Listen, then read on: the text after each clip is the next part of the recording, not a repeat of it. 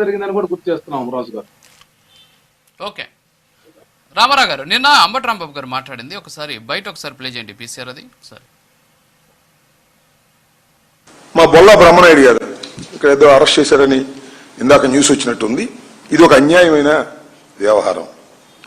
బొల్లా బ్రహ్మనాయుడు గారు వైఎస్ఆర్ కాంగ్రెస్ పార్టీ మాజీ శాసనసభ్యుడు. ఒక పాల ఫ్యాక్టరీకి అధిపతిగా ఉన్నాడు. దాన్ని ఇంతకుముందు అమ్ముకున్నారు. మళ్ళా కొత్త పాల ఫ్యాక్టరీ కూడా పెట్టుకున్నాడు. ఒక విధంగా చెప్పాలంటే ఈ పాల ఉత్పత్తి పాల తయారీకి సంబంధించినటువంటి ఒక దిగ్గజం ఈ రాష్ట్రంలో.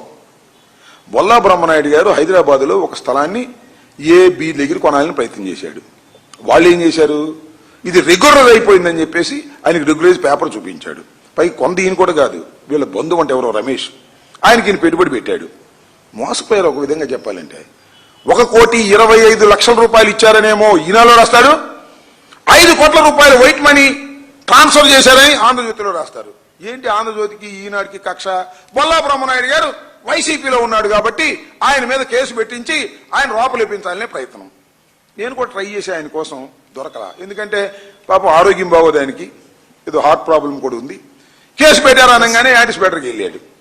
యాంటిసిపేటర్కి వెళ్ళి యా రైట్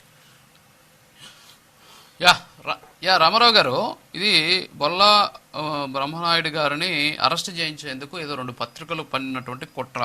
5 కోట్లు 1.5 కోటి ఇచ్చేసారని చెప్పేసి ఆయన అరెస్ట్ చేయించారు. ఆయన వైఎస్ఆర్ కాంగ్రెస్ పార్టీలో ఉన్నారు కాబట్టి అరెస్ట్ చేయించాలనేటువంటి ప్రయత్నం ఒకటి. ఈ 2 కూడా పక్కన పెట్టేస్తే ఆయన అక్కడ మోసపోయాడు. వాళ్ళు ఎవరో పాపం ఆయన్ని మోసం చేశారు, ఆయన పెట్టుబడి పెట్టాడు, సో ఆయన మోసపోయినటువంటి పరిస్థితి అని చెప్పేసి చెప్తున్నారు మన అంబటి గారు. ఏమంటారు? ఖచ్చితంగా రాజుగారు, ఇక్కడ బొల్లా బ్రహ్మనాయుడు పల్నాడు జిల్లాలో వినుకొండ ప్రాంతంలో ఒక పారిశ్రామికవేత్తగా ఎదిగినటువంటి వ్యక్తి. ఆయన తిరుమల డైరీ స్థాపించి దాని తర్వాత మళ్ళా కూడా దాన్ని విక్రయం చేసి తర్వాత అనేక పరిశ్రమలు స్థాపించినటువంటి వ్యక్తి.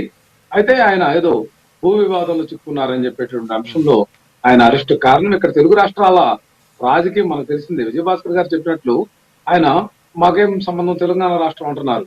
ఇక్కడ ఈ యొక్క చంద్రబాబు నాయుడు గారి యొక్క శిష్యుడే కదండి అక్కడ ముఖ్యమంత్రి. ఇది క్లియర్ కదా. రేవంత్ రెడ్డి గారు వీళ్ళిద్దరు కూడా దావోస్ పర్యటనలో కానీ ఇవన్నీ కూడా అండర్స్టాండింగ్ వ్యవహారాలన్నీ కూడా ఏదైతే అక్రమంగా ఏదైతే ఆయనేమో కాంగ్రెస్ పార్టీలో ఉంటాడు, ఈయనేమో